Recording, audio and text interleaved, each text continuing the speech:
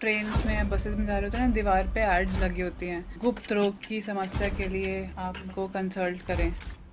55% से ऊपर जो मेल्स हैं वो किसी ना किसी सेक्स रिलेटेड इश्यू से परेशान हैं। कुछ लोगों में सीवियरिटी इतनी ज़्यादा बढ़ जाती है कि सेक्स कर ही नहीं पाते हैं, पेनिट्रेशन से पहले ही डिस्चार्ज हो जाते हैं। इरेक्टाइल डिसफंक्शन की वजह से रिप्रोडक्शन नहीं हो पाता। बहुत से लोगों में दिक्कत यह है कि वो एक्सेप्ट ही नहीं करते हैं, जिसकी वजह से फिर उनके घर भी बर्बाद हो जाता है। लेकिन मेल ईगो प्रॉब्लम लोग नहीं मानते। डायबिटीज का सबसे पहला साइड इफेक्ट में तो सेक्सुअल प्रॉब्लम ही आती है। जिम से मेरे पास बहुत पेशेंट आते हैं, स्पेशली जिम के जो ट्रेनर्स होते हैं, टेस्टोस्टेरोन लेवल अच्छा है तो आपको थकावट फील नहीं होगी। आप एक बार, दो बार, तीन बार भी आसानी से सेक्स कर पाते हैं।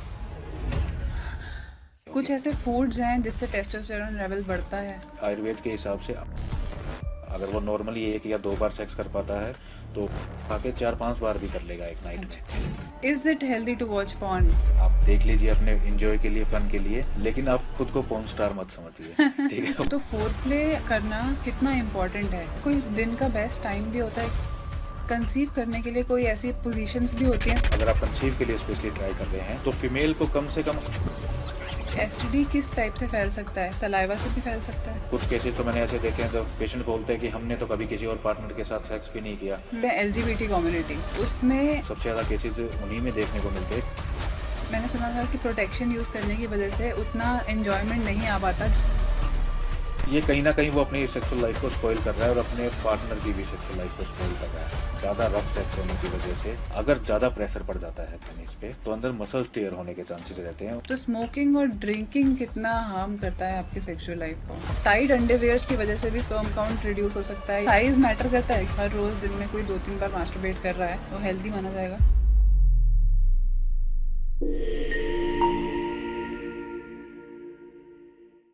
इंडिया ने जीता है मोस्ट पॉपुलेटेड कंट्री होने का खिताब, लेकिन जब बात आती है बेडरूम सेटिस्फैक्शन की तो 40% से भी ज़्यादा लोग अपनी सेक्स लाइफ से नाखुश हैं।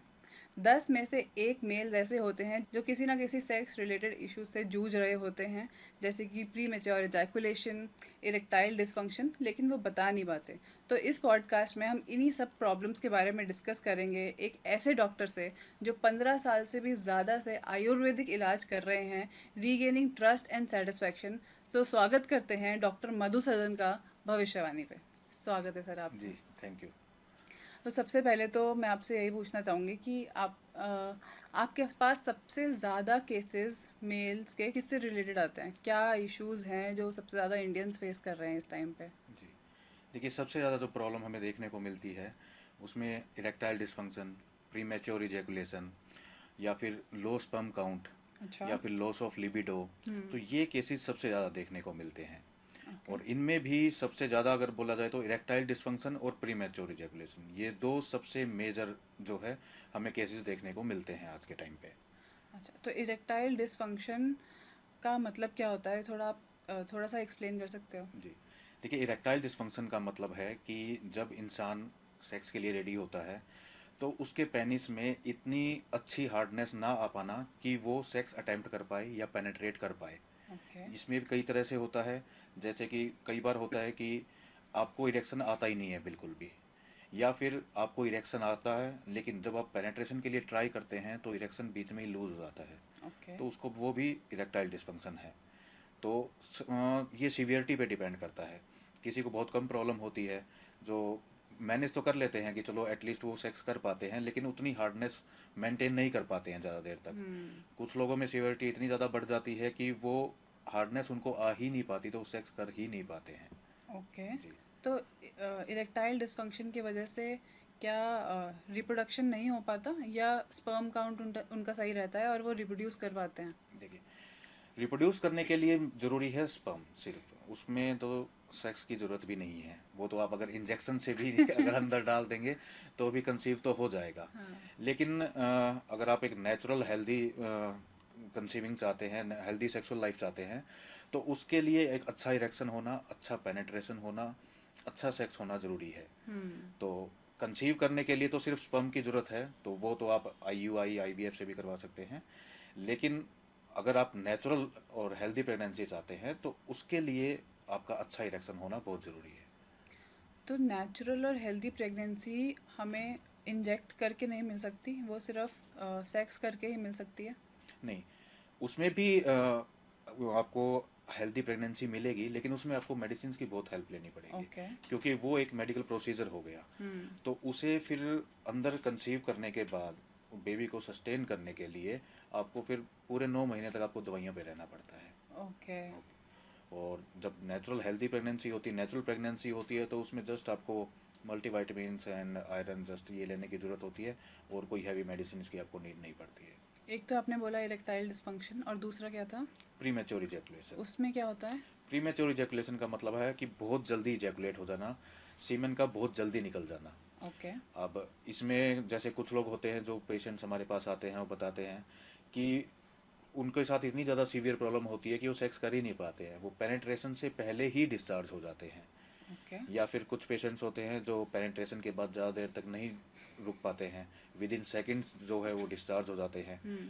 तो एक फीमेल को सेटिस्फाई करने से पहले ही अगर आप डिस्चार्ज हो जाते हैं तो उसे ही प्रीमेच्योर इजैकुलेशन कहते हैं। ओके। जी। तो सही टाइम क्या है कि किस टाइम तक एटलीस्ट चलना चाहिए जिसको माना जाए कि अच्छा अब प्री मेच्योर इजैकुलेशन नहीं है? जी, देखिए ऐसा कोई फिक्स टाइम तो होता नहीं है, सबकी बॉडी अलग है, सबका स्टेमिना अलग होता है। हम्म। लेकिन मेडिकली हम मानते हैं कि एक फीमेल को generally on an average satisfy होने में 3 to 5 मिनट्स का टाइम लगता है। हम्म। तो अगर आप पेनेट्रेटिव सेक्स 3 to 5 मिनट तक कर पा रहे हैं तो ये इनफ है, तो आप सेक्सुअली फिट हो बिल्कुल। लेकिन अगर आप ओके। उससे पहले with in seconds, with in 1 minute अगर आप डिस्चार्ज हो जा रहे हैं, तो फिर वो आप प्रीमेच्योर इजैकुलेशन के अंडर में आते हो। ओके। जी। तो सपोज प्री मेच्योर इजैकुलेशन हो गया या फिर इरेक्टाइल डिस्फंक्शन हो गया, ये कोई स्पर्म काउंट पे भी डिपेंड करता है या फिर ये बिल्कुल ही अलग चीज़ है? आपका इरेक्टाइल डिस्फंक्शन हो सकता है लेकिन आपका स्पर्म्स हेल्दी है, ऐसा हो सकता है? जी बिल्कुल। Sperm count totally different thing है। उसका आपके इरेक्टाइल डिस्फंक्शन प्रीमेच्योर इजैकुलेशन से कोई लेना देना नहीं है। ओके। अब हम पेशेंट्स की रिपोर्ट्स करवाते हैं, पेशेंट आते हैं, वो बिल्कुल भी काबिल नहीं है कि वो सेक्स कर पा रहे हैं, हम्म। लेकिन हम उनकी रिपोर्ट्स करवाते हैं, सीमेन उनका बिल्कुल हेल्दी रिपोर्ट आती है, बहुत अच्छा स्पर्म काउंट आता है, तो उसका इन प्रॉब्लम से कुछ लेना देना नहीं है। ओके। जी, स्पर्म काउंट अलग चीज़ है, और जो इरेक्टाइल डिस्फंक्शन प्रीमेच्योर इजैकुलेशन ये अलग चीज़ है। तो इनका कुछ क्योर है, कोई इलाज है कि? जी बिल्कुल इलाज है, डेफिनेटली मैं पिछले 15 सालों से कर रहा हूँ। तो अगर आप देखिए, सबसे पहली चीज़ है कि आपको एक्सेप्ट करना पड़ेगा। हम्म। बहुत से लोगों में दिक्कत ये है कि वो एक्सेप्ट ही नहीं करते हैं कि उन्हें कोई प्रॉब्लम है, हम्म। जिसकी वजह से फिर उनके घर भी बर्बाद हो जाता है, लोगों के डाइवोर्स भी हो जाते हैं। लेकिन मेल ईगो प्रॉब्लम लोग नहीं मानते। लेकिन जो लोग टाइम पे समझ जाते हैं, टाइम पे अपना ट्रीटमेंट करवाते हैं, तो सब ठीक हो जाते हैं। तो वो टाइम क्या है? आपको पता होने के कितने टाइम बाद आपको करा लेना देखिए, चाहिए ये प्रोसीजर? कोई भी बीमारी हो, जितनी जल्दी आप उसका इलाज कराओगे उतनी जल्दी ठीक हो जाओगे। जितना लेट करोगे प्रॉब्लम उतनी बढ़ती जाएगी, उसके बाद उसको ट्रीट करने में भी उतना ही ज़्यादा टाइम लगेगा। तो मैं तो अपने पेशेंट्स को बोलता हूँ कि जितना जल्दी हो, जितना जल्दी आपको पता लगे। एक दो बार कभी ऐसा हो गया तो कोई नहीं, चलो इग्नोर कर सकते हैं कि कभी कभार आपकी बॉडी, आपका माइंड स्ट्रेस में होता है, तो हम्म। उस वजह से आप नहीं परफॉर्म कर पाते हैं। लेकिन अगर बार बार आपके साथ ऐसा हो रहा है तो आपको जल्दी से जल्दी कंसल्ट करना चाहिए। ओके। तो जैसे कि हम आयुर्वेदा में सुनते आ रहे हैं कि शिलाजीत एक ऐसी चीज़ है जिसकी वजह से आप ज़्यादा स्टेमिना, ज़्यादा अच्छे से परफॉर्म कर पाते हैं। तो शिलाजीत इज़ अ सॉल्यूशन, और इसके अलावा भी कुछ है? देखिए, शिलाजीत जो है बहुत ज़्यादा ओवर हाइप कर दिया गया है इसको, ऐसा कुछ नहीं है। आयुर्वेद के अकॉर्डिंग शिलाजीत कम से कम 70 से 72 बीमारियों में काम आता है। अच्छा। लेकिन ये डिपेंड करता है आप जिस बीमारी में दोगे तो उसको किस कॉम्बिनेशन के साथ देना है। तो अगर आप सेक्सुअल लाइफ के लिए शिलाजीत इस्तेमाल करना चाहते हो तो अकेला शिलाजीत कुछ भी नहीं करेगा। ओके। वो बहुत रेयर चांस है कि, देखो ये आपकी बॉडी में एनर्जी बढ़ाता है, एंटीऑक्सीडेंट है ये, और ये आपके टेस्टोस्टेरोन को बूस्ट करने में हेल्प करता है। हम्म। लेकिन अगर आप सही कॉम्बिनेशन में लेंगे, इसके साथ और मेडिसिन भी ऐड करनी पड़ती है। आप जैसे कि? स्पेशली आप सेक्सुअल प्रॉब्लम के लिए अगर आप ले रहे हैं तो साथ में आपको अश्वगंधा, मूसली, ओके। शतावर, कोंच बीज, सिद्धमकरध्वज, स्वर्ण भस्म, ऐसे बहुत सारे इंग्रेडिएंट्स होते हैं। उनके कॉम्बिनेशन में जब आप लोगे तब आपको एक अच्छा रिजल्ट मिलेगा इसका। लेकिन हर एक की बॉडी अलग होती है। जी। कुछ कुछ अश्वगंधा को ले पाते हैं, कुछ कुछ अश्वगंधा के साथ नेगेटिव इम्पैक्ट भी होता है। तो ये कोई ऐसी मिक्सचर है शिलाजीत के साथ, कोई ऐसी औषधि है जिसको मिक्स करके हर इंसान ले सकता है, सबके लिए ये ठीक रहेगी? जी देखिए, हर किसी की बॉडी अलग होती है, तो हर किसी की बॉडी अलग तरह से रिएक्ट करती है। आयुर्वेद के अकॉर्डिंग 3 तरह की प्रकृति होती है, वात, पित्त, कफ। तो प्रकृति के अकॉर्डिंग हमें डिसाइड करना होता है कि पेशेंट को हमें क्या दवाई देनी है। अगर पेशेंट पित्तज प्रकृति का है तो उसके अंदर हीट ज़्यादा होती है, उनको एसिडिटी बनने की प्रॉब्लम ज़्यादा हो सकती है, तो उनको हम ज़्यादा गर्म दवाइयाँ नहीं दे सकते, नहीं तो वो उनको क्योर करने के बजाय प्रॉब्लम और ज़्यादा बढ़ जाएगी उनकी। तो वो डिपेंड करता है, हर पेशेंट की प्रकृति अलग होती है, तो उसके अकॉर्डिंग हम डिसाइड करते हैं कि हमें क्या कॉम्बिनेशन लगाना है इसके साथ। आपने 3 चीज़ें बताई, क्या-क्या थी वो? बात पित्त कफ। वात, पित्त, कफ। वात के लिए शिलाजीत के साथ क्या मिक्स करना चाहिए? जैसे अगर आपकी वातज प्रकृति है, वातज प्रकृति के लोग जो होते हैं बड़े चंचल होते हैं, दिखने में शरीर में थोड़े दुबले होते हैं, तो उसके लिए हम साथ में मूसली ऐड करते हैं, ओके, शतावरी ऐड करते हैं, अश्वगंधा भी ऐड करते हैं, और उसको हम घी के साथ फिर प्रेफर करते हैं कि आप मेडिसिन घी के साथ या फिर दूध के साथ लीजिए, ओके, तो आपको ज़्यादा अच्छा रिजल्ट मिलता है। ओके। और जी। पित्त के लिए? जैसे पित्तज प्रकृति होती है, तो हमें इनके साथ में ऐसी दवाइयाँ लगानी है जो इन बॉडी में हीट को ना बढ़ने दे। ओके, जैसे परवाल पंचामृत रस हम साथ में डालते हैं, मुक्ता पिष्टी हम साथ में डालते हैं, तो ये ठंडक बनाए रखती है शरीर में, तो ये नेगेटिव इम्पैक्ट नहीं आने देती है फिर उस मेडिसिन का। ओके। जी। और कर? जैसे कफ प्रकृति वाले जो होते हैं, कफ प्रकृति के लोग होते हैं जो थोड़े सुस्त टाइप के लोग होते हैं, थोड़े वो हमेशा रेस्ट करना पसंद करते हैं, थोड़ा आलसी लाइफस्टाइल होता है उनका, तो उसमें हम ऐसे द्रव्य यूज करते हैं जिससे उनके जो है एक्टिविटी बढ़े, ब्लड सर्कुलेशन बढ़े बॉडी में, वो एक्टिव ज़्यादा हो जाएं। इसमें सिद्ध मकरध्वज बहुत अच्छा काम करता है, बृहत्वाद चिंतामणि बड़ा अच्छा काम करता है, स्वर्ण बसंत मालिनी रस बड़ा अच्छा काम करता है, तो उनके कॉम्बिनेशन में हम फिर शिलाजीत को देते हैं। ओके। मैंने भी पढ़ा था एक रिसर्च में, इंडिया को बोला जाता है इम्पोर्टेंस कैपिटल। ये इतनी कॉमन बीमारी है कि हर दूसरा बंदा इम्पोर्टेंट है। आप कितने पेशेंट्स अपने दिन में इम्पोर्टेंसी के देख लेते हो? जी देखिए, एक तो इंडिया की पॉपुलेशन इतनी ज़्यादा है तो पेशेंट्स भी ज़्यादा ही होंगे, तो मैं तो दिन भर पेशेंट्स ही ये देखता हूँ, मेरा काम है मेनली सेक्सोलॉजी में ही प्रैक्टिस है मेरी, तो सारे सेक्सुअल हेल्थ से रिलेटेड ही पेशेंट आते हैं मेरे पास। और आज के टाइम पे एक लेटेस्ट स्टडी के अकॉर्डिंग तो आप मान के चलिए कि 55% से ऊपर जो मेल्स हैं वो किसी ना किसी सेक्स रिलेटेड इश्यू से परेशान हैं। 50% से जी, ऊपर? 50% से ऊपर। मतलब हर लेकिन दूसरा बंदा? हर दूसरे बंदे को कुछ ना कुछ प्रॉब्लम है, चाहे वो इरेक्टाइल डिस्फंक्शन हो, या फिर प्रीमेच्योर इजैकुलेशन हो, या फिर इनफर्टिलिटी की प्रॉब्लम हो, लो स्पर्म काउंट हो, या डिज़ायर की कमी हो, तो कुछ ना कुछ इश्यू है। बस डिपेंड करता है कि वो एक्सेप्ट कब करते हैं उस चीज़ को। तो मतलब अगर कोई शादी करने जा रहा है तो सबसे पहले तो ज़रूरी है कि उसका पहले एक मेडिकल चेकअप लिया जाए, उसके बाद ही आगे शादी करी जाए, क्योंकि उसके बाद प्रॉब्लम आ सकती है। जी, मेडिकल चेकअप में आप प्रीमेच्योर इजैकुलेशन और इरेक्टाइल डिस्फंक्शन को डिफाइन नहीं कर पाओगे। ओके। इनफर्टिलिटी आप पता कर सकते हो, क्योंकि देखिए आप किसी लैब में जाके आप अपना सेक्सुअल स्टेमिना प्रूव नहीं कर सकते, ठीक है, तो ठीक है। आप अपना स्पर्म काउंट चेक करवा सकते हैं, उससे हाँ। पता लग जाएगा कि आपकी फर्टिलिटी रेट क्या है, ओके। कि फ्यूचर में आपको फिर कंसीव करने में कोई प्रॉब्लम ना आए। और ओके। आप टेस्टोस्टेरोन चेक करवा सकते हैं, टेस्टोस्टेरोन जितना अच्छा होगा टेस्टोस्टेरोन का लेवल, आपकी सेक्सुअल लाइफ उतनी ही अच्छी कुछ होगी। ऐसे फूड्स हैं जिससे टेस्टोस्टेरोन लेवल बढ़ता है? जी, मैं अपने पेशेंट्स को राय देता हूँ, रेड कलर के जो भी फ्रूट्स होते हैं, जैसे अनार हो गया, ओके। वाटरमेलन, बीटरूट, कैरेट, ये चीज़ें हेल्प करती है टेस्टोस्टेरोन को बूस्ट करने में। ओके। तो ये चीज़ें अगर आप ज़्यादा लेंगे तो आपका टेस्टोस्टेरोन काफ़ी अच्छा मेंटेन रहेगा। ये तो साइंटिफिकली प्रूव है, स्टडी है कि अगर आप रोज़ एक गिलास अनार का जूस पीते हैं तो एक महीने में आपका टेस्टोस्टेरोन लेवल 16% तक बढ़ जाता है। ओके। जी। और टेस्टोस्टेरोन की वजह से क्या-क्या चीज़ें इम्प्रूव हो सकती हैं आपकी बॉडी में? देखिए, टेस्टोस्टेरोन मेल सेक्सुअल में आदमियों के अंदर मेन सेक्सुअल हार्मोन है, तो इससे आपका मसल मास अच्छा रहेगा, आपकी बॉडी एक्टिव रहेगी, आप एनर्जेटिक रहेंगे, कॉन्फिडेंट फील करेंगे, आपकी डिज़ायर बहुत अच्छी रहेगी, आपकी परफॉर्मेंस बहुत अच्छी रहेगी, आप जल्दी थकेंगे नहीं। अब जैसे बहुत लोग होते हैं कि जैसे वो सेक्स करते हैं, अगर एक बार उन्होंने सेक्स कर लिया तो उसके बाद बहुत ज़्यादा थक जाते हैं, लेकिन अगर आपका टेस्टोस्टेरोन लेवल अच्छा है, आपकी डाइट अच्छी है, टेस्टोस्टेरोन लेवल अच्छा है, तो आपको वो थकावट फील नहीं होगी। आप एक बार, दो बार, तीन बार भी आसानी से सेक्स कर पाते हैं। तो टेस्टोस्टेरोन आपका ओके। जितना अच्छा होगा, सेक्सुअल लाइफ आपकी उतनी ही अच्छी एक होगी। बार, 2 बार, 3 बार एक दिन में?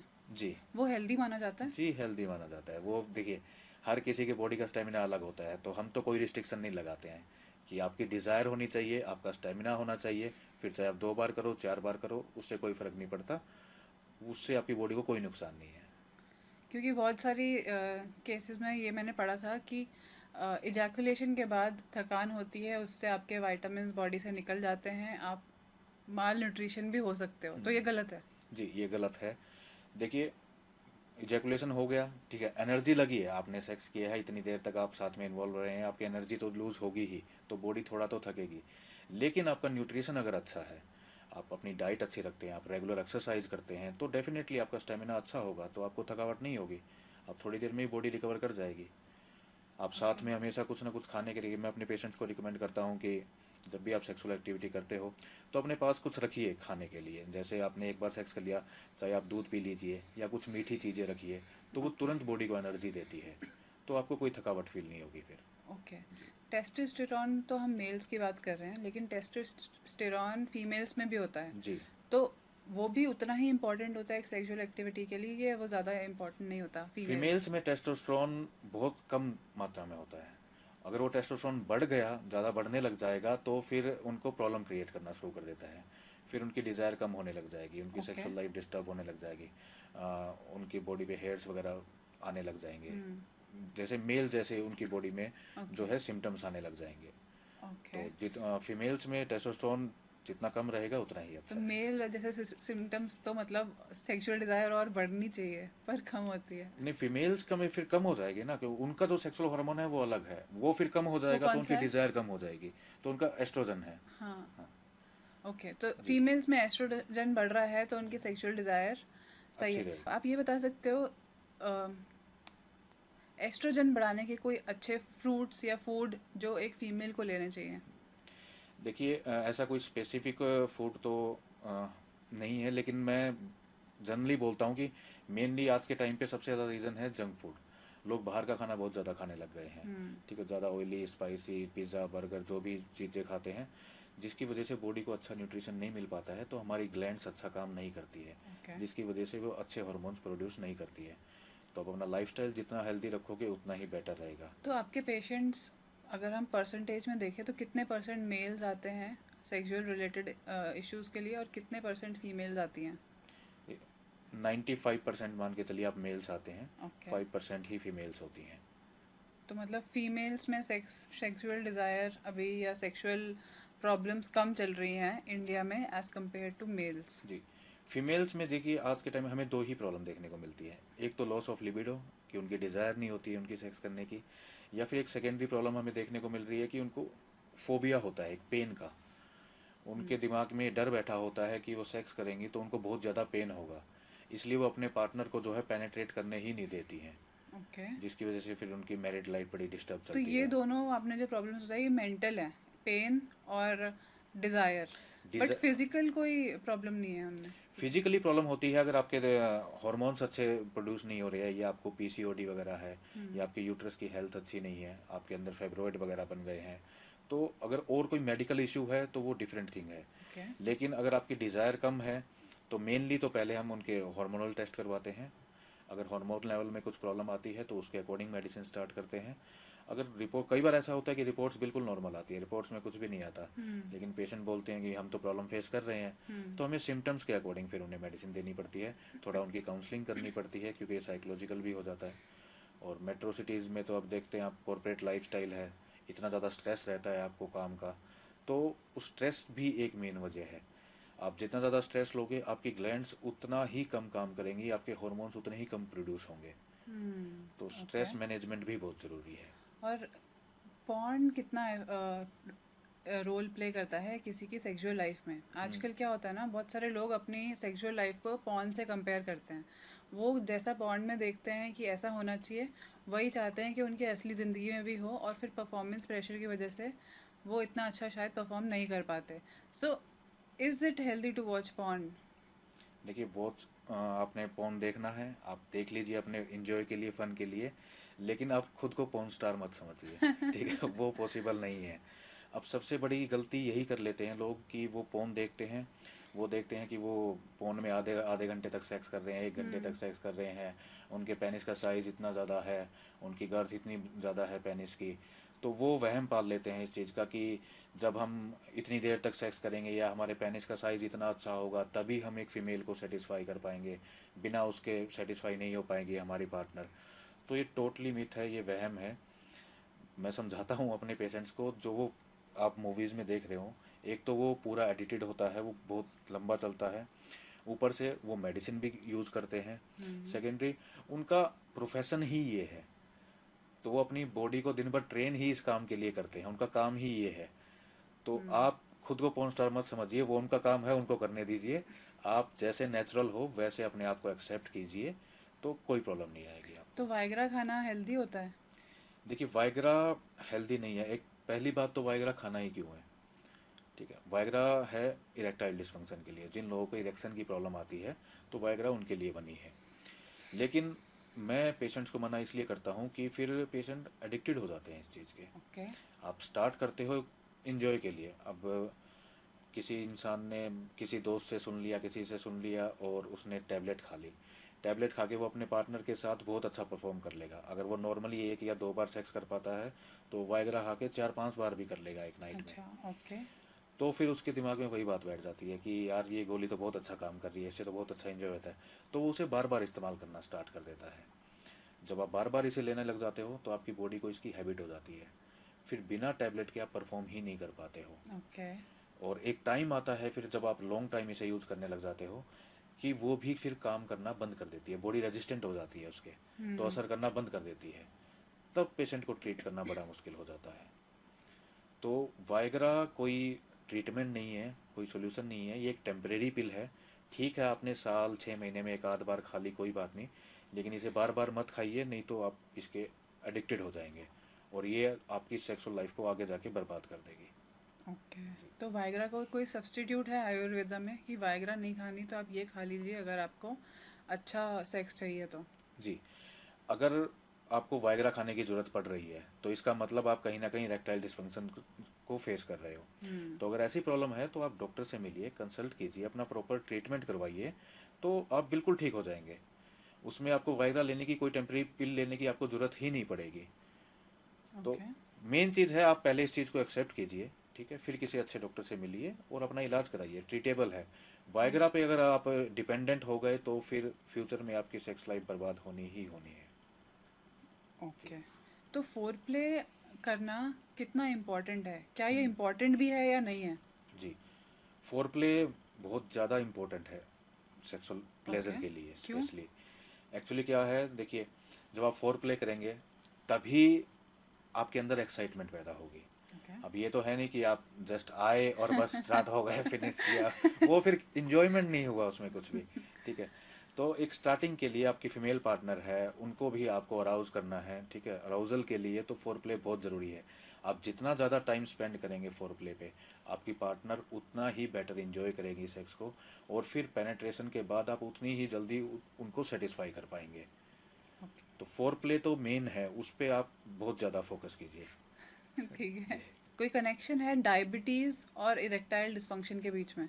जी, ये बहुत अच्छा क्वेश्चन बोला आपने। डायबिटीज़ का बहुत मेजर रोल है सेक्सुअल हेल्थ प्रॉब्लम को लेके।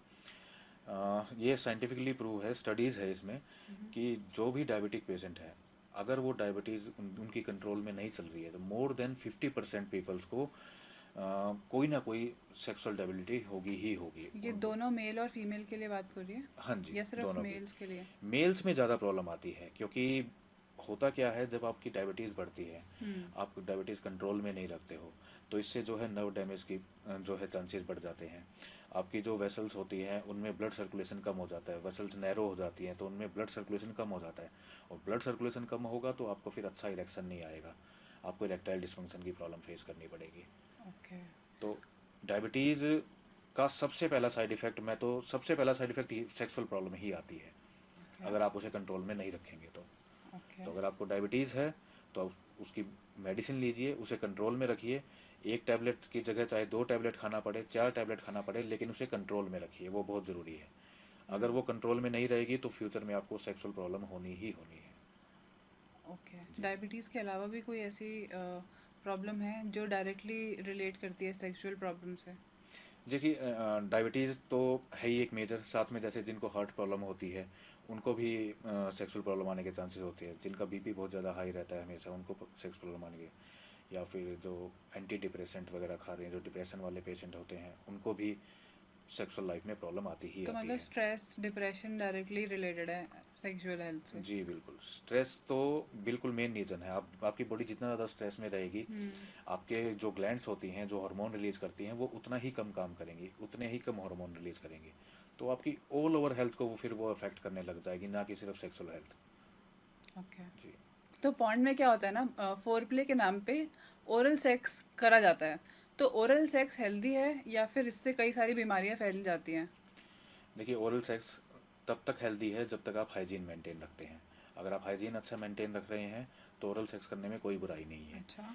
सबकी अपनी पसंद होती है, सबकी अपनी फैंटेसी होती है, सबकी अपनी डिज़ायर होती है। हम्म। तो अगर आपको पसंद है, ओरल सेक्स अच्छा लगता है, तो आप कीजिए, उसमें कोई बुराई नहीं है, लेकिन हाइजीन मेंटेन रखना बहुत ज़रूरी है। अनहाइजीनिक रहेगा तो फिर उसमें इन्फेक्शन फैलने के डर रहते हैं। Okay. But oral sex is totally healthy totally healthy, and you completely can safe. Like, is it edible? मतलब योर सीमन इज एडिबल, आप दूसरा लोग खा भी सकते हैं उसको वो? जी, वो भी कम्प्लीटली सेफ है, उसका कोई साइड इफेक्ट नहीं है, वो बिल्कुल सेफ है। ओके ठीक है। लेकिन ना क्या होता है, जैसे हम देखते हैं एलजीबीटी कम्युनिटी, उसमें रिपोर्ट्स के अकॉर्डिंग देखा गया है कि ज़्यादा केसेस होते हैं सेक्सुअल एसटीडी रिलेटेड या एचआईवी। तो उनमें कैसे अलग है एक sexual health problem as compare to straight people? जी, एलजीबीटीक्यू जो कम्युनिटी है उसमें ये प्रॉब्लम ज़्यादा इसलिए देखने को मिलती है क्योंकि उनमें जो है उनके पार्टनर्स जो है मल्टीपल होते हैं। ओके। हाँ, बहुत बार, यानी मोस्टली यही केसेस देखने को आते हैं कि जो भी पेशेंट मेरे पास कभी इस टाइप के आते हैं वो बताते हैं कि वो किसी पार्टी में गए, कहीं गए तो वहाँ कोई नया पार्टनर मिल गया, उन्होंने उसके साथ कर लिया। किसी दूसरे दिन कहीं किसी पार्टी में गए, वहाँ कोई नया पार्टनर मिल गया। तो उनके पार्टनर्स जो है वो काफ़ी रहते हैं। तो अब आप हर किसी का टेस्ट करवा के तो चलोगे नहीं, अब कौन किस प्रॉब्लम को लेके घूम रहा है। अगर किसी को कोई इन्फेक्शन है या कोई एसटीडी है और उसके साथ आप इंटीमेट होंगे तो इन्फेक्शन फिर आपके अंदर भी ट्रांसफ़र हो जाएगा। ओके। तो मेन रीज़न यही है कि सबसे ज़्यादा केसेस उन्हीं में देखने को मिलते हैं क्योंकि उनके पार्टनर्स बहुत ज़्यादा होते हैं। ओके। जी। अगर किसी एलजीबीटी कम्युनिटी में किसी का सिंगल पार्टनर हो तो क्या उसमें ये बीमारी नहीं होगी? नहीं, अगर सिंगल पार्टनर है और आप हमेशा बस एक दूसरे के साथ ही हैं, आप कभी किसी और के साथ इन्वॉल्व नहीं हुए हैं, तो फिर इट्स ओके। तो वो बिल्कुल जैसे स्ट्रेट पीपल्स, एक कपल साथ में रहता है, आप बिल्कुल वैसे साथ में रह सकते लेकिन हो। मल्टीपल पार्टनर्स तो आजकल स्ट्रेट लोगों में भी होते हैं, जी। एक्स्ट्रा मैरिटल अफेयर्स होते हैं, या फिर एक्स्ट्रा मैरिटल अफेयर्स इनफैक्ट इतने ज़्यादा बढ़ गए हैं इंडिया में, विमेन के ज़्यादा देखे गए हैं एज़ कम्पेयर टू मेल। तो उनमें भी सेम टाइप के ही इश्यूज आएंगे जो एलजीबीटी कम्युनिटी में आएंगे अगर उनके पार्टनर्स ज़्यादा हैं? जी, अगर पार्टनर्स ज़्यादा होंगे तो एसटीडी के चांसेस बढ़ेंगे ही बढ़ेंगे।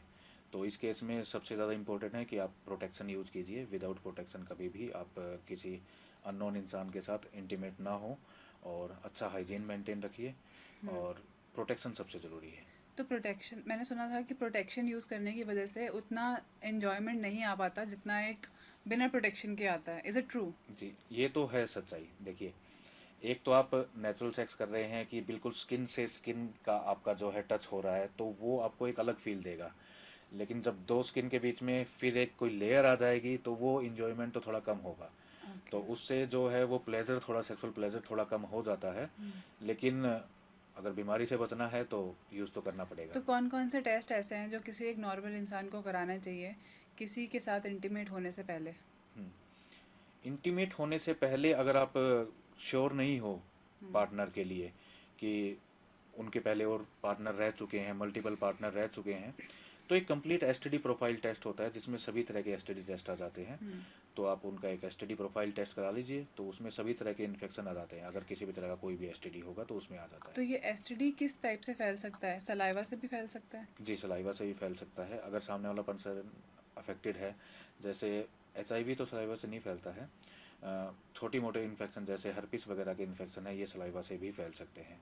ओके। तो और ये क्योर हो सकते हैं? जी, बाकी सब क्योरेबल है, बस एचआईवी का ही सबसे मेजर वो होता है, बाकी जो इन्फेक्शंस होते हैं वो क्योरेबल है। सबसे ज़्यादा इन्फेक्शन आपको देखने में क्या आया है अभी आपके पेशेंट्स में? अभी जो सबसे ज़्यादा मैं देख रहा हूँ वो हर्पिस के केसेस देखने को मिलते हैं। ओके। हाँ जी। उसमें क्या होता है? उसमें जो है मेल या फीमेल को जो प्राइवेट पार्ट पे उनको पिंपल्स आने स्टार्ट हो जाते हैं, रैशेज ओके। आने स्टार्ट हो जाते हैं, ओके। जिसमें फिर उनको जलन होने लग जाती है। ओके। अगर टाइम से ट्रीटमेंट ना करवाए तो उनमें पस पड़ने लग जाती है। ओके। हाँ, तो वो ट्रीटेबल है, लेकिन अगर आप टाइम से उसका ट्रीटमेंट करवा लें तो। ऑल जी। राइट। ये आयुर्वेदिकली ट्रीटेबल है या फिर इसके लिए कोई अलग मैं डोज लेनी? इसमें कंबाइन यूज़ करता हूँ, दोनों ही मेडिसिन देता हूँ। जो हम्म। एलोपैथी में जो इसके लिए एंटीबायोटिक बनी है वो भी मैं चलाता हूँ, और हम्म। साथ में इम्यूनिटी बूस्ट करने के लिए मैं आयुर्वेदिक दवा भी साथ में देता और हूँ। ये हर्पीस का केस आपको विद ब्लड सैंपल आप पता कर सकते हो कि, या फिर इसके लिए कोई और टेस्ट नहीं, होता है? ब्लड सैंपल से ही टेस्ट होगा इसका। अगर आपको ऐसे कुछ सिम्टम्स लगें कि आपको प्राइवेट पार्ट पे रैशेज वगैरह है या जलन वगैरह हो रही है, तो सबसे पहले टेस्ट आपको हर्पिस का ही करवाना चाहिए। ओके। और आज के टाइम पे तो पता नहीं क्यों इतना बढ़ रहा है। कुछ केसेस तो मैंने ऐसे देखे हैं जो पेशेंट बोलते हैं कि हमने तो कभी किसी और पार्टनर के साथ सेक्स भी नहीं किया, हम्म। लेकिन फिर भी उनकी रिपोर्ट्स में उनके हर्पिस पॉजिटिव आ रहा है। ओके। सो ये ज़रूरी है, जितनी जल्दी आप डिटेक्ट कर लेते हैं अपना टेस्ट करवा लीजिए और एंटीबायोटिक स्टार्ट कीजिए तो ठीक हो जाता है ये।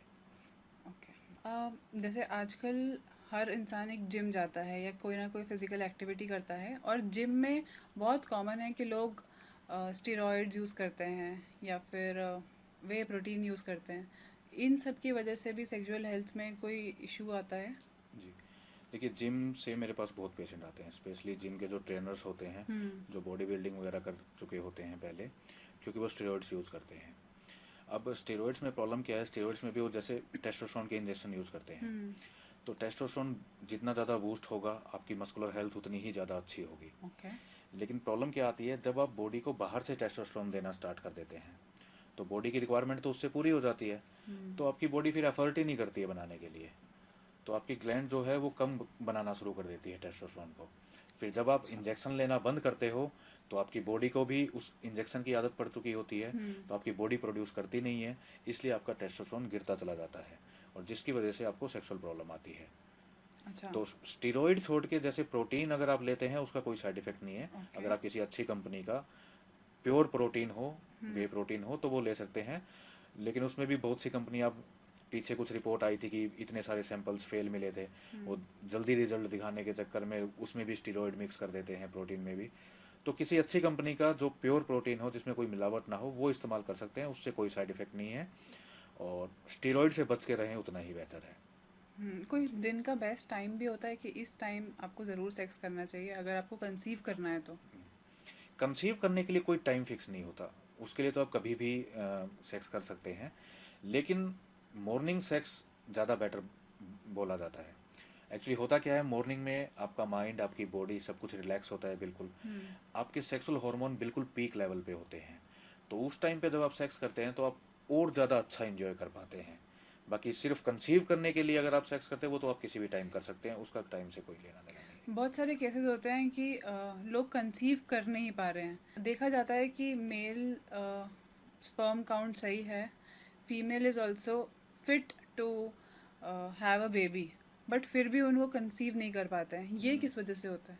देखिए, ऐसे तो बहुत ही कम चांसेस होते हैं कि दोनों की रिपोर्ट्स नॉर्मल हो, दोनों फिट हो, फिर भी कंसीव ना हो पा रहा हो। तो उसमें या तो कुछ लोग ये गलती करते हैं कि जिनको नॉलेज नहीं होती है। एक तो जब भी आप इंटरकोर्स करते हैं, तो डिस्चार्ज के बाद अगर आप कंसीव के लिए स्पेशली ट्राई कर रहे हैं, तो फीमेल को कम से कम आधे से 1 घंटा लेटे रहना चाहिए, उनको उठना नहीं चाहिए। अब बहुत बार लोग गलती ये करती हैं फीमेल्स की, वो तुरंत इंटरकोर्स के तुरंत बाद उठ के वॉशरूम चले जाते हैं। जब वॉशरूम जाते हैं तो सीमेन पूरा बाहर निकल जाता है, तो ओके। कंसीव हो ही नहीं पाता है। तो कम से कम आधे से 1 घंटे आप लेटे रहिए, ताकि स्पर्म को टाइम मिले एग्स तक पहुंचने का, तो प्रेगनेंसी हो जाएगी। ओके। जी। कोई एक हेल्दी सेक्स लाइफ के लिए कोई फ्रीक्वेंसी भी होती है कि एटलीस्ट आपको हफ्ते में 1 बार या हफ्ते में 2 बार करना चाहिए, या कोई डिपेंडेंसी नहीं है? देखिए, कितनी? ये टोटली आपकी नीड पे, आपकी डिज़ायर पे डिपेंड करता है। हम्म। ऐसा कोई फिक्स नहीं है कि आप हफ्ते में इतनी बार करोगे तो ही वो हेल्दी कहा जाएगा। अब जैसे मेट्रो सिटी में कॉर्पोरेट लाइफस्टाइल में अब ऐसा है कि मंडे टू फ्राइडे सबकी जॉब होती है, जॉब भी इतनी हम्म। ज़्यादा हेक्टिक होती है कि आजकल तो लोग घर पे जाके भी ऑफिस का काम कर रहे होते हैं, लैपटॉप हाँ। खोल के। तो फिर पूरा दिन आपका माइंड, आपकी बॉडी उसी चीज़ में थकी रहेगी, तो आप सेक्स एंजॉय नहीं कर पाएंगे। तो हम्म। मोस्टली वो लोग फिर सैटरडे संडे छुट्टी होती है तो उन दिनों प्रेफर करते हैं। या टोटली डिपेंड करता है कि आपका लाइफस्टाइल कैसा है। अगर आप हेल्दी हैं, आपका न्यूट्रिशन अच्छा है, आपको रोज़ जिम जाने का टाइम मिल रहा है, एक्सरसाइज करने का टाइम मिल रहा है, हम्म। तो आप रोज़ भी सेक्स कर सकते हैं, उसमें कोई मनाही नहीं है। बस डिपेंड है आपकी डिज़ायर पे, आपकी परफॉर्मेंस पे। और एक और बात कि बहुत लोग प्रेशर में आके सेक्स करते हैं। कई बार हम्म। ऐसा होता है कि मेल की इच्छा नहीं है, वो पूरा दिन काम करके आया, थका हार आया है, हम्म। लेकिन फीमेल का मन है, उनकी पार्टनर का मन है सेक्स करने का। हम्म। तो मेल क्या करता है कि चलो पार्टनर की नीड है, पार्टनर का मन है तो कर लेता हूँ। हम्म। इस प्रेशर में आके वो ट्राई करते हैं और फिर हो जाता है फेलियर। कई बार नहीं हो पाता है सेक्स, या इरेक्टाइल डिस्फंक्शन हो गया, तो वो चीज़ फिर उनको साइकोलॉजिकली अफेक्ट करने लग जाती है। हम्म। उनको लगता है कि मेरे अंदर कुछ कमी है। वो फिर जब भी दोबारा अटैम्प्ट करते हैं उनके माइंड में फिर यही आने लग जाता है, पता नहीं हो पाएगा, नहीं हो पाएगा, हो पाएगा, नहीं हो पाएगा। तो वो प्रॉब्लम होती नहीं है, लेकिन वो साइकोलॉजिकली बना लेते हैं उसको। ओके। तो इसलिए मैं अपने पेशेंट्स को राय देता हूँ कि कभी भी बॉडी के साथ ज़बरदस्ती नहीं करनी है।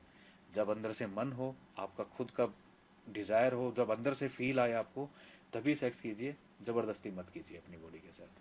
हम्म। देखिए, मैंने अपने ही कुछ फ्रेंड्स में सुना है कि जिसके हस्बैंड्स बहुत ज़्यादा स्मोकिंग ड्रिंकिंग करते हैं और उसके बाद वो सेक्सुअल लाइफ में अपनी वाइफ को सेटिस्फाई नहीं कर पाते। तो स्मोकिंग और ड्रिंकिंग कितना हार्म करता है आपकी सेक्सुअल लाइफ को? जी, देखिए, कोई भी चीज़ हो, कोई भी नशा हो किसी भी टाइप का, अगर आप लिमिट में करेंगे तो ठीक है। अगर सिर्फ इंजॉय के लिए लिमिट में कर रहे हैं, हम्म। कोई भी चीज़ आप ज़्यादा करेंगे तो बॉडी को नुकसान करेगी ही करेगी। हम्म। आप बहुत ज़्यादा सिगरेट पीने लगेंगे तो आपकी जो है आर्टरीज ब्लॉक होना स्टार्ट हो जाएगी, ओके। जिससे आपको हार्ट अटैक के भी चांसेस बढ़ जाते हैं। आर्टरीज में जितना ज़्यादा कार्बन जम जाएगा तो उसमें ब्लड सर्कुलेशन उतना ही कम हो जाएगा, तो आपके पेनिस में भी ब्लड सर्कुलेशन कम हो जाएगा, जिससे आपको इरेक्टाइल डिस्फंक्शन की प्रॉब्लम आने लग जाती है। इससे आपके जो है स्पर्म्स की जो हेल्थ है वो अफेक्ट होने लग जाती है। स्पर्म्स हेल्दी नहीं रहते हैं, जिससे आपको फिर आगे कंसीव करने में प्रॉब्लम आती है। सेम ड्रिंकिंग के साथ है, अगर आप बहुत ज़्यादा ड्रिंक करोगे तो ये आपकी सेक्सुअल लाइफ को बर्बाद कर देगी। एक लिमिट में कीजिए तो ठीक है, क्योंकि अगर आप बिल्कुल लिमिट में लेते हैं तो अल्कोहल क्या करती है, ब्लड सर्कुलेशन बढ़ा देती है बॉडी में। तो अगर आप लिमिट में 30 ml 60 ml ड्रिंक करके अगर आप सेक्स करते हैं तो आप बहुत अच्छा परफॉर्म करोगे, क्योंकि वो लाइका वगैरह काम करेगी आपकी बॉडी में। अच्छा। लेकिन आप ओवर कर दोगे तो आपका माइंड तो पूरा नशे में रहेगा, तो आप सेक्स पे क्या फोकस कर तो मेरे पाएंगे। को लग रहा है आज के बाद तो ये वीडियो जिसने भी देखा होगा वो अच्छा 60 ml करने के बाद ये परफॉर्मेंस पे जाएगा। जी, अगर आप लिमिट में लेते हैं तो ये बड़ा अच्छा है बॉडी के लिए, क्योंकि ब्लड सर्कुलेशन इंप्रूव कर देती है। हम्म। पर मैंने सुना है कि जैसे वीड होती है, गांजा, उसको पीने के बाद आपका सेक्सुअल लाइफ बेटर हो जाता है। हम्म, ऐसा है या ये सिर्फ मिथ है? जी, वीड हो गई, कोई भी सूखा नशा हो गया, उसके बाद क्या होता है, जब भी आप कोई सूखा नशा करते हो तो जब तक उसका असर रहेगा आपकी बॉडी में, तो आपकी बॉडी की जितनी भी ग्लैंड्स हैं वो काम करना बंद कर देती हैं, वो अच्छा। हार्मोन प्रोड्यूस करना बंद कर देती हैं। ओके। ठीक है। तो ऊपर से आपका माइंड जो है वो फोकस नहीं रह पाता है एक जगह पे, तो उससे ये हो जाता है कि आप अपने इजैकुलेशन को डिले कर लेते हो।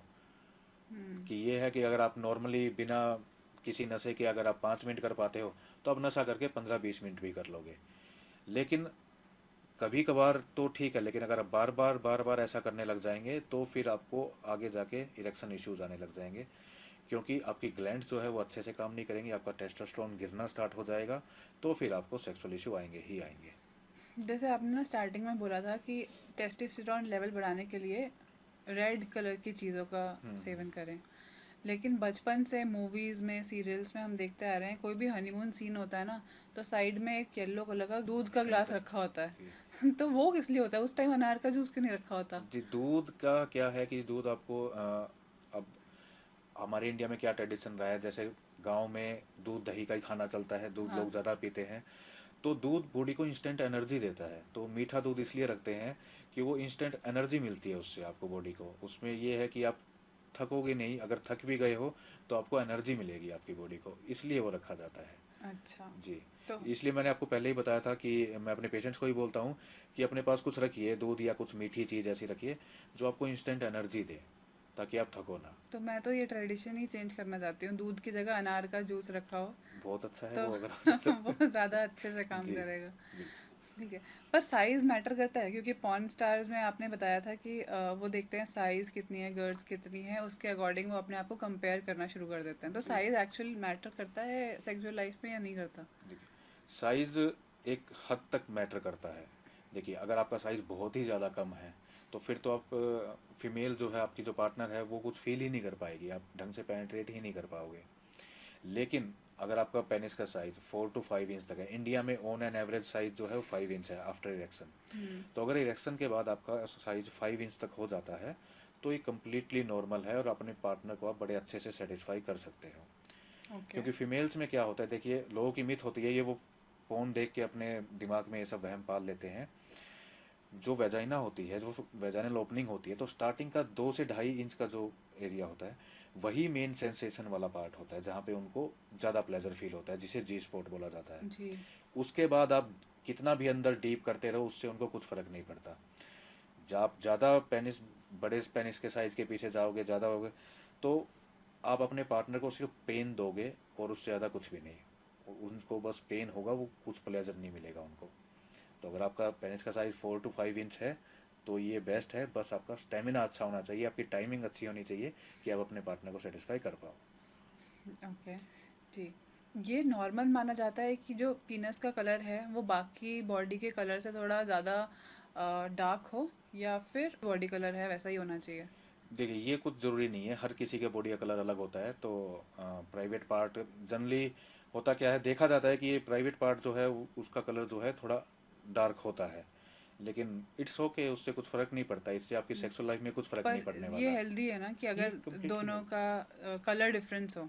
हाँ, तो ये कम्प्लीटली नॉर्मल है, कम्प्लीटली हेल्दी है, इसका आपके सेक्सुअल लाइफ पे कोई इफेक्ट नहीं होने वाला। मैंने एक जगह पे मैं ऐसे ही इंस्टाग्राम रील देख रही थी और मैंने फिर न्यूज़ आर्टिकल्स भी पढ़े कि सेक्स करने की वजह से पीनस का ब्रेकेज हो गया, पीनस ब्रेक हो गया। ये कैसे पॉसिबल होता है?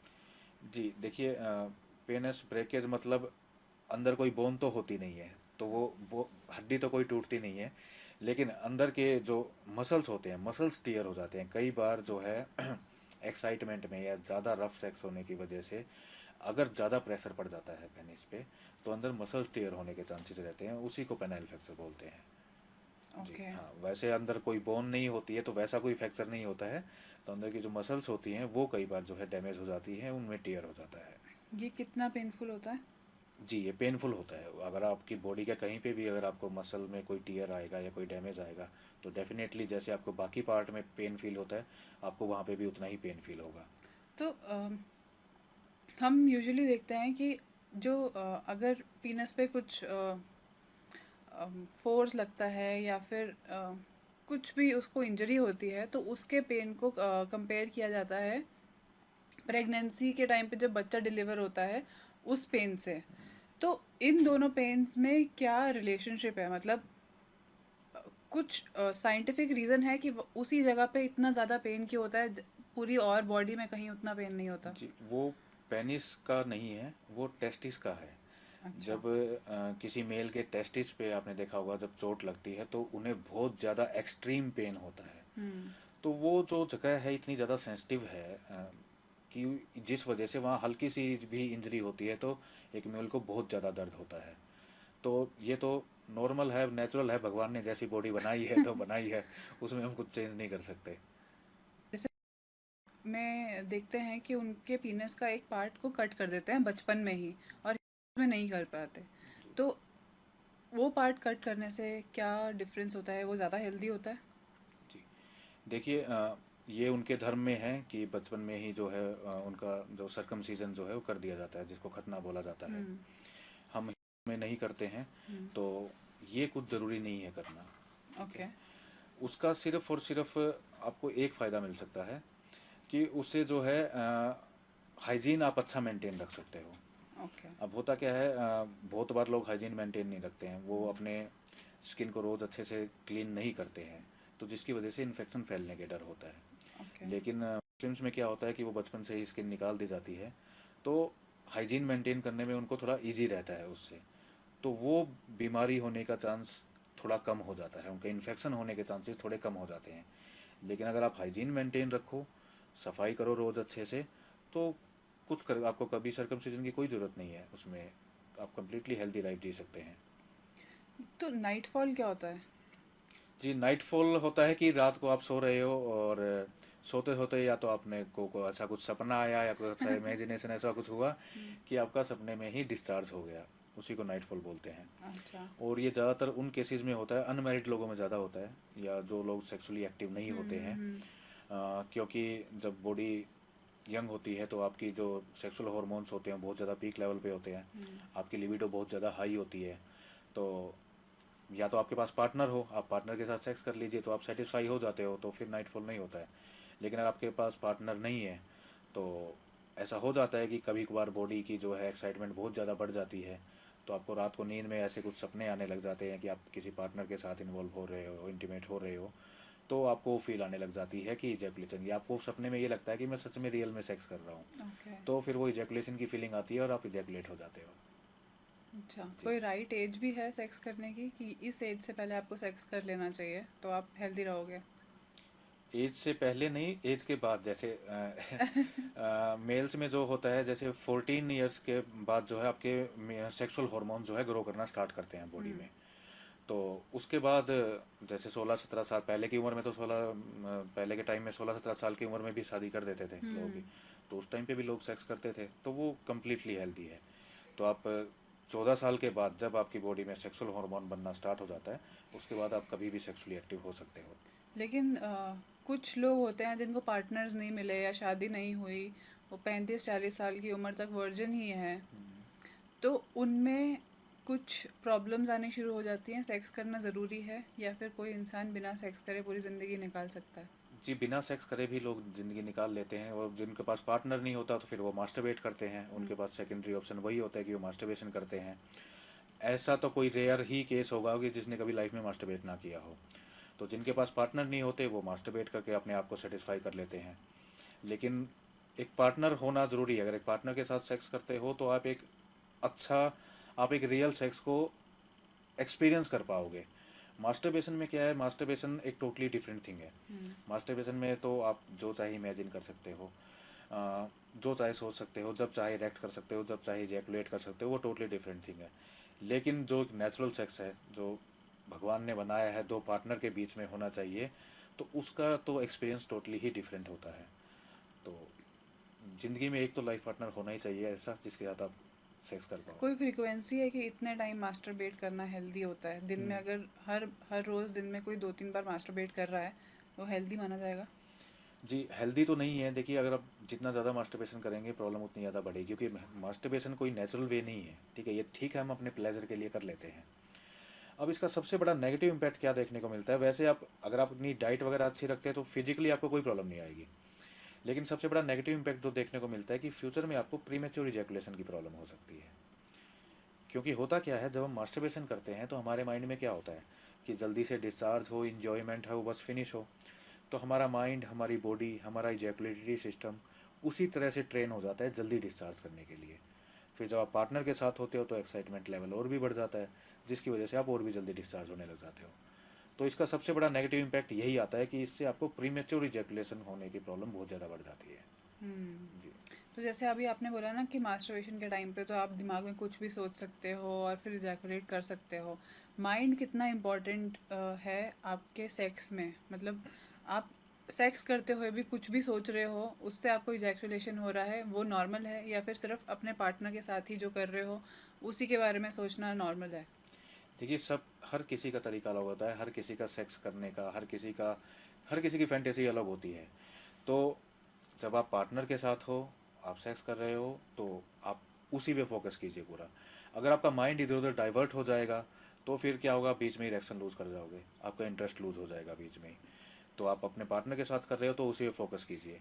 बहुत से केसेस आते हैं ऐसे जो बोलते हैं कि सर, जब हम सेक्स करते हैं तो मुझे कुछ और दिमाग में इमेजिन करना पड़ता है, तब जाके मैं इजैकुलेट हो पाता हूँ, नहीं तो मैं इजैकुलेट ही नहीं हो पाता, ना ही मुझे अराउजल आता है। हुँ, या जब तक मैं पोर्न ना देख लूँ तब तक मुझे अराउजल नहीं आता है, तो मुझे सेक्स करने से पहले पोर्न देखना पड़ता है। तो वो एक एडिक्शन हो जाता है, वो एक मेंटल स्टेट है, वो हर किसी की अलग है मेंटेलिटी।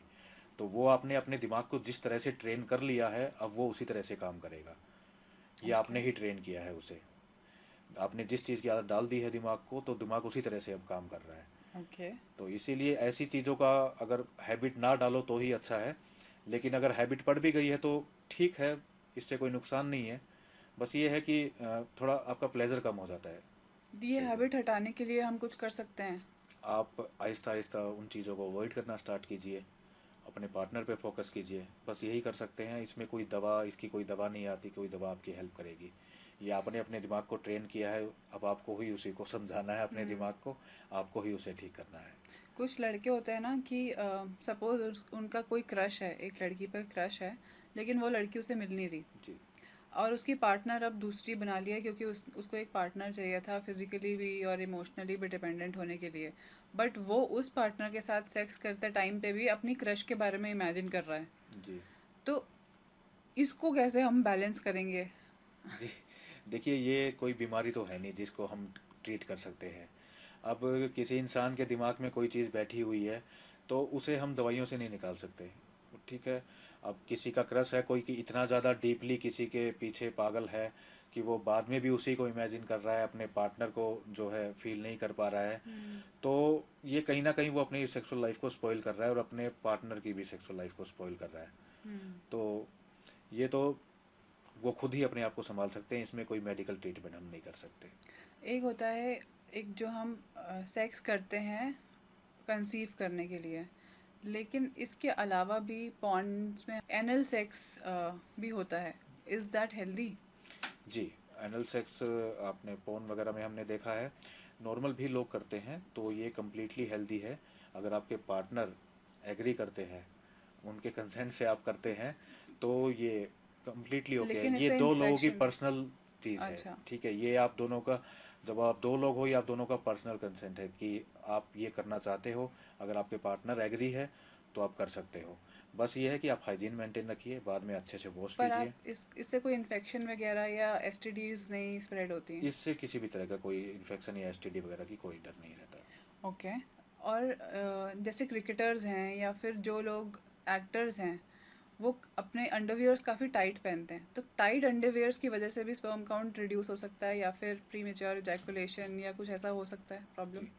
टाइट अंडरवेयर अगर आप हर टाइम पहनते हैं, अगर आप कुछ टाइम के लिए, अगर मान लो आप जिम में गए हो या आप कोई स्पोर्ट्स खेल रहे हो, उस टाइम पे आप टाइट पहन रहे हो तो इट्स ओके।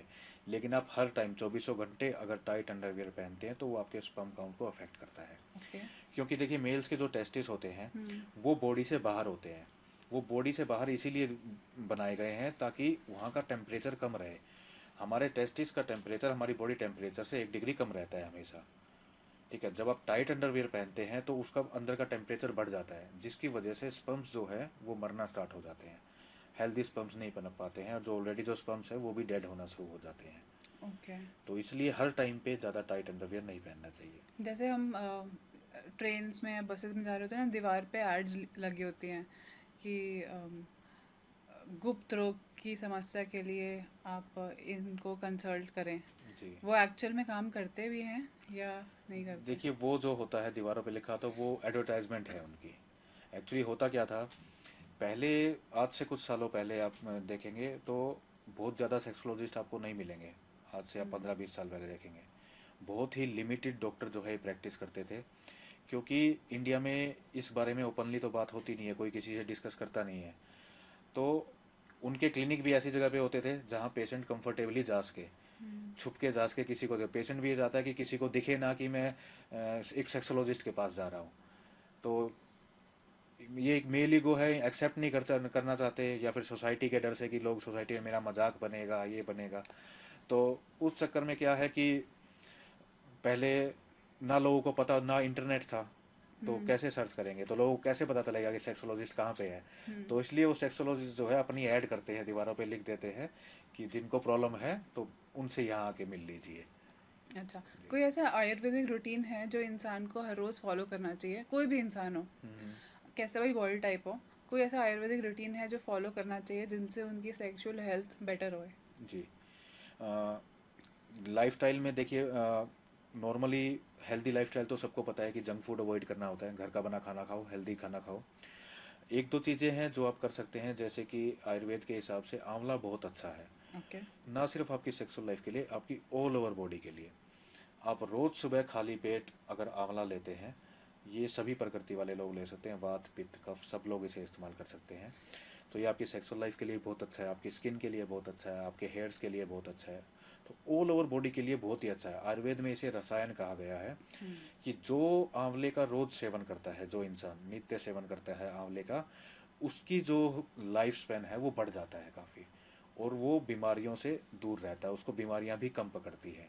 हम्म। तो अपनी डाइट में रोज़ सुबह खाली पेट आप आंवला ऐड कीजिए, चाहे किसी भी फॉर्म में। आंवले का जूस लीजिए, पाउडर लीजिए, मुरब्बा लीजिए, किसी भी फॉर्म में लीजिए, लेकिन रोज़ सुबह खाली पेट आंवला लेना ज़रूर स्टार्ट कीजिए। ये आपकी लाइफ को बिल्कुल बदल के रख देगा। आप पहले से बहुत ज़्यादा एक्टिव, बहुत ज़्यादा हेल्दी फील करोगे और आपको बीमारियां भी कम पकड़ेंगी। अच्छा, जी। आपने अपनी लाइफ में इतने सारे केसेस हैंडल करे होंगे 15 साल से। कोई ऐसा एकदम ज़ीरो से हीरो बनने वाला कोई केस है जो आप सुना सकते हो? आप नाम मत लो चाहे उनका, जी, बट नाम तो नहीं ले सकते, देखिए सबकी पर्सनल लाइफ है। हम्म, तो केसेस, कुछ केसेस ऐसे होते हैं जैसे जिनमें हमें भी इतनी उम्मीद नहीं होती है कि ट्रीट हो पाएगी, लेकिन जब रिज़ल्ट मिलता है तो हमें भी बहुत खुशी होती है। जैसे कि एक गुजरात के पेशेंट थे मेरे, उन्होंने शायद ऑनलाइन कहीं से सर्च करके मेरे बारे में पता किया, तो उन्होंने मेरे से ट्रीटमेंट स्टार्ट किया। तो जब उनका ट्रीटमेंट स्टार्ट किया तो उनको इनफर्टिलिटी की प्रॉब्लम थी, उनका स्पर्म काउंट ज़ीरो था, बिल्कुल नील।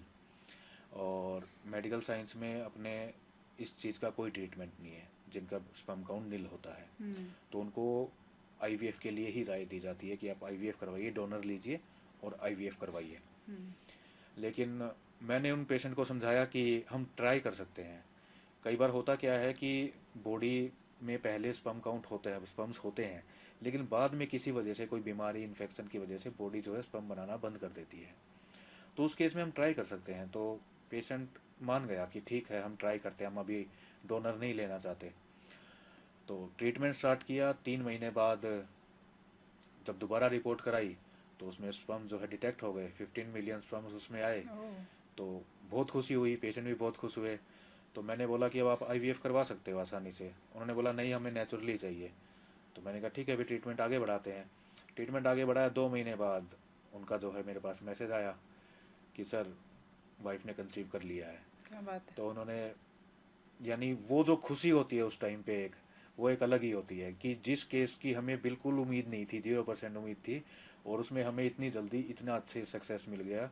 और पेशेंट भी इतने खुश होते हैं, इतनी दुआएं देते हैं, तो बहुत अच्छा लगता है। उनके लिए तो भगवान के जैसे जी, होते हैं आप। बहुत ही अच्छा लगता है उस टाइम पे जब ऐसी गुड न्यूज़ हम सुनते हैं। जी। कोई कंसीव करने के लिए कोई ऐसी पोजीशंस भी होती हैं, स्पेसिफिक पोजीशंस कि आप इस पोजीशन में सेक्स करो तो ज़रूर कंसीव हो जाएगा? ऐसा कुछ ज़रूरी नहीं है, जनरली आप मिशनरी पोजीशन में भी करते हैं जिसमें फीमेल नीचे होती है, मेल ऊपर होता है। हम्म, उस नॉर्मल पोजीशन में आप सेक्स कीजिए। बस ध्यान ये रखना है कि सेक्स के बाद फीमेल को आधे 1 घंटे उठना नहीं है। और कमर के नीचे अगर तकिया लगा के रखते हैं तो और बेटर रहता है, तो स्पर्म को और ज़्यादा हेल्प मिलती है एग्स तक पहुंचने के लिए। ओके, तो आप नॉर्मल सुपाइन पोजीशन में भी आप करते हैं तो उससे कंसीव हो जाएगा, और किसी स्पेशल पोजीशन की इसमें नीड नहीं है। ठीक है। एक आखिरी क्वेश्चन है इस पॉडकास्ट को एंड करने के लिए। कोई ऐसी एडवाइस है जो आप यंगस्टर्स को देना चाहोगे जो वो फॉलो करें ताकि उनकी आगे की सेक्सुअल हेल्थ लाइफ बेटर हो? जो मे बी अभी 16-17 साल के लड़के या लड़कियां हैं, हम्म, उनके लिए कुछ एक एडवाइस। जी। जो भी यंगस्टर्स हैं, मेरे छोटे भाई हैं, तो उनके लिए एडवाइस है कि एक तो फ़ोन का एडिक्शन मत डालिए अपने आप को। मास्टरबेशन से थोड़ा बच के रहिए, कम से कम कीजिए मास्टरबेट, बहुत ज़्यादा मास्टरबेट मत कीजिए। और फिर भी अगर आपकी सेक्सुअल लाइफ में कोई प्रॉब्लम है, कोई भी किसी भी तरह का आपको इशू आ रहा है, तो उसे एक्सेप्ट कीजिए और डॉक्टर से जल्दी कंसल्ट कीजिए। उसे छुपाइए मत, क्योंकि प्रॉब्लम को जितना आप छुपाओगे वो उतना ही ज़्यादा बढ़ती जाएगी। इसी के साथ हम बहुत बहुत शुक्रिया करते हैं इतनी सारी एजुकेशनल बातें करने का। लोग यूजुअली ऐसी बातें करते नहीं हैं, शर्माते हैं, बट बहुत ज़रूरी है ये सारी बातें ओपनली डिस्कस हो ताकि कंफर्टेबल रहे लोग भी।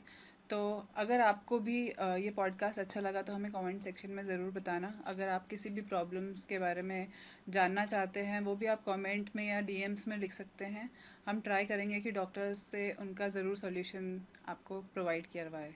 Thank you so much, thank you so thank you. Much for joining जी, भविष्यवाणी। Thank you. Thank you. आज के पॉडकास्ट में हमने कुछ ऐसी चीज़ें डिस्कस करी हैं जो लोग ओपनली नहीं डिस्कस कर पाते, स्पेशली मेल्स। रिपोर्ट्स के अकॉर्डिंग 50% ऑफ द मेल्स में सेक्स रिलेटेड इश्यूज होते हैं जो वो किसी से डिस्क्लोज नहीं कर पाते, जिनकी वजह से उनकी मैरिज लाइफ और रिलेशनशिप्स में इश्यूज होते हैं। इसके अलावा अगर आपके पास कम समय है तो हम भविष्यवाणी क्लिप्स में 5-5 मिनट की छोटी छोटी क्लिप्स डालते हैं। आप भविष्यवाणी क्लिप्स को ज़रूर सब्सक्राइब करना। और सिर्फ अगर आपको ऑडियो पॉडकास्ट सुनना है तो हम स्पॉटिफाई पर भी अवेलेबल हैं। प्लीज़ फॉलो भविष्य सिंधवानी ऑन स्पॉटिफाई।